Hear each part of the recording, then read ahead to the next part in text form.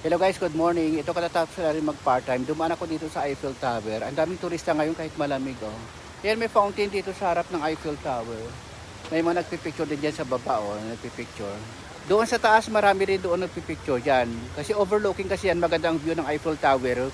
Pag dyan sila nagpapapicture, buong buo. Mayroon din dito sa gilid. Oh. Yan.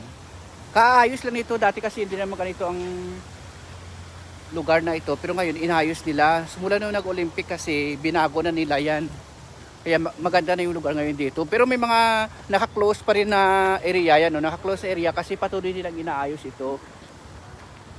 Itong Eiffel Tower kasi isa talaga ito sa mga dinadayo ng mga turista pag pupunta sila ng Paris, kasi parang hindi talaga kumpleto ang tour mo dito sa Paris pag hindi ka napunta ng Eiffel Tower. Ngayon kasi medyo malamig na, kaya hindi ganun kasagsagan ng mga turista. Pero pag nagsama yan, siksikan yan dito, o yan o. Doon sa harap ng ano na yan, ng Eiffel Tower. Dati mayroon pang logo ng Olympics dyan. Pero ngayon wala na, tinanggal na nila.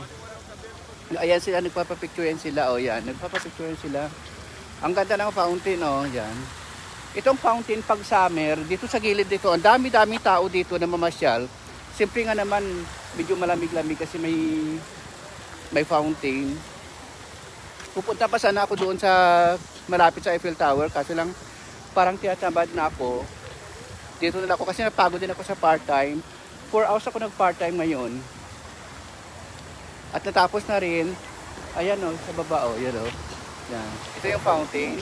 Yan yung Eiffel Tower. Yan. Sa harap lang talaga ng Eiffel Tower ito.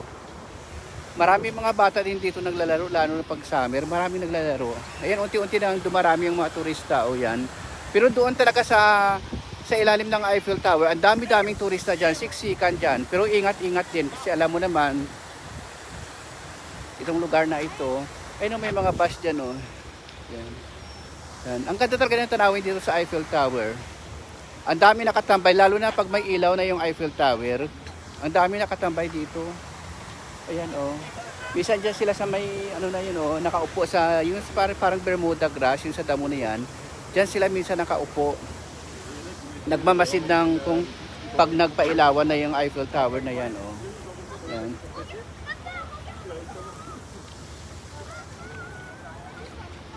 Isa talaga ito sa pinaka-bising lugar pag tuwing summer.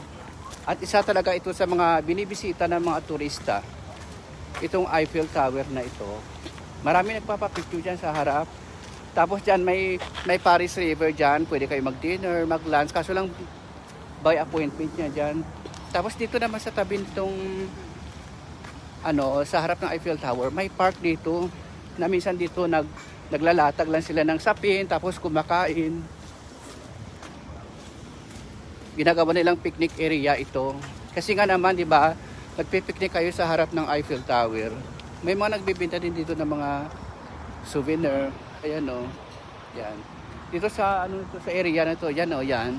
May maraming naglalapag lang ng diyan sa pin, tapos nagano na sila, nagpipiknik habang nagmamasid dyan sa Eiffel Tower. Ayan na yung Eiffel Tower. Ito yung park, yan. Park yan dyan, laruan ng mga bata. Maraming mga bata naglalaro dyan. Lalo na pagtapos ng school, maraming mga bata dito.